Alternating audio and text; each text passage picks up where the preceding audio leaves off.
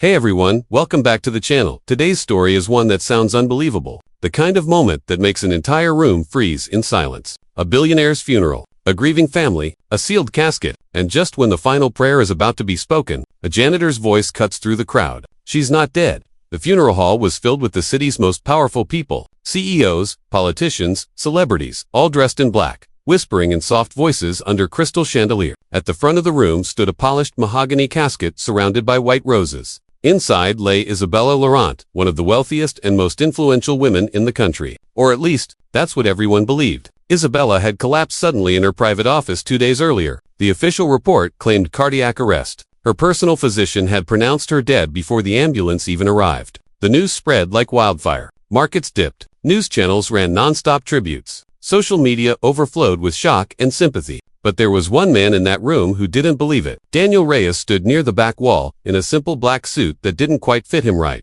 He wasn't family. He wasn't a CEO. He wasn't even supposed to be near the front. Daniel was one of the building's janitors, a quiet man who had worked at Laurent Tower for nearly 10 years. Most people barely noticed him, but Isabella had. Unlike the others, she greeted him by name. She would sometimes stop and ask about his daughter, Sophia. Once, when Sophia was sick and Daniel couldn't afford the medication, Isabella had quietly arranged for the company's health fund to cover the cost. She never told anyone. Daniel had never forgotten that. 2 nights ago, he had been working late on the executive floor. He remembered hearing raised voices coming from Isabella's office, something about contracts, shares, and control. He hadn't meant to listen, but the tension in those voices lingered in his mind. Then he heard a crash. By the time security rushed in, Isabella was on the floor. Paramedics came. The doctor declared her gone. Everything happened too fast. But something about it felt wrong. Daniel had noticed something small, something no one else paid attention to. When they wheeled her body out, her hand had twitched. He told himself it was stress, grief playing tricks on him, but the image wouldn't leave his mind.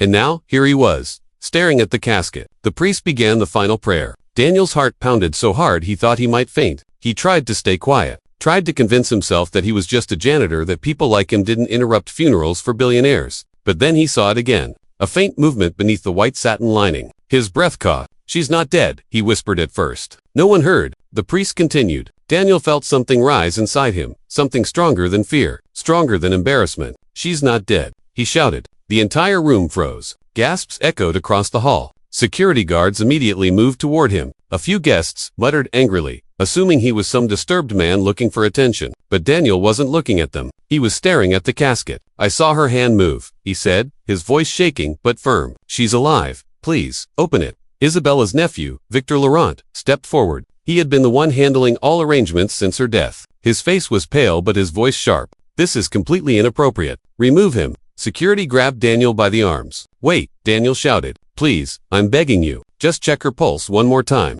The crowd buzzed with discomfort. Some looked irritated, others uneasy. Victor clenched his jaw. The doctor confirmed her death. "You are embarrassing yourself."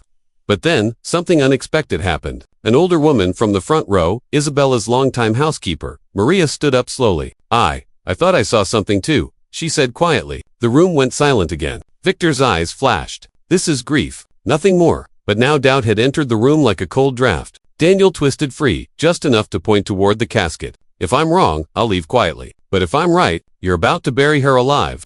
Those words sent a visible ripple through the guests. Finally, after what felt like an eternity, one of the paramedics who had attended Isabella stepped forward. "We can check again," he said carefully. Just to be certain, Victor hesitated. Cameras from news outlets were present. The last thing he needed was a scandal. With clear reluctance, he nodded. The lid was slowly opened. The room collectively held its breath. Isabella lay perfectly still. For a moment, Victor looked vindicated. Then Daniel saw it, a tiny flutter at her throat. "There," he shouted. The paramedic leaned closer. He pressed fingers against her neck. Seconds passed. Then his eyes widened. "There's a pulse."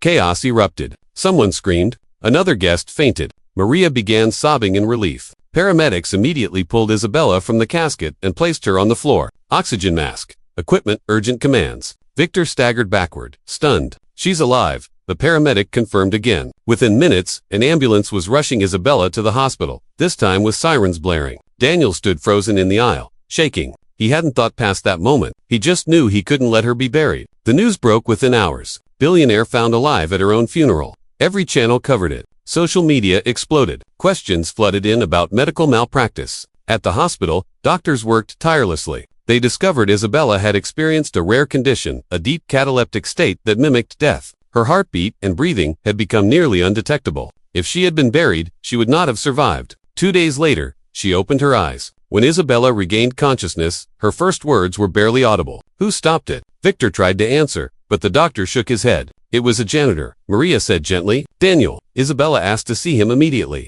Daniel almost didn't go. He felt out of place walking into the private hospital suite guarded by security. But when he stepped inside, Isabella smiled weakly. "You heard me," she whispered. He nodded, tears in his eyes. "I saw your hand move."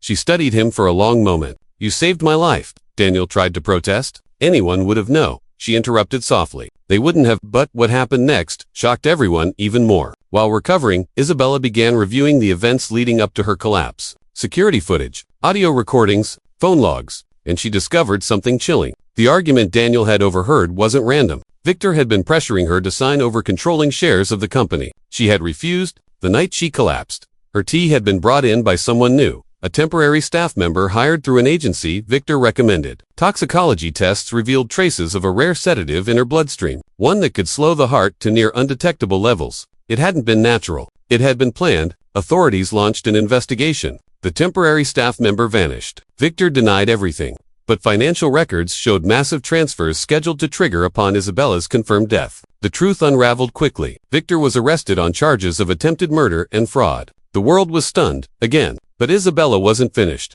A month after her recovery, she held a press conference. Cameras flashed as she stepped to the podium, alive, strong, and determined. "I owe my life to someone most people overlook," she said. A man who refused to stay silent. She called Daniel to the stage. He looked overwhelmed, still dressed modestly, still unsure why so many people were staring at him. Isabella placed a hand on his shoulder. "Daniel Reyes saved my life. Not because he had power, not because he had wealth, but because he had courage." She announced that Daniel would be appointed as Director of Community Outreach for the Laurent Foundation, a position focused on employee welfare and social programs. Along with it came a salary that would change his daughter's future forever. The crowd erupted in applause, but Daniel's voice, when he spoke, was simple. "I just didn't want her to be alone in that box."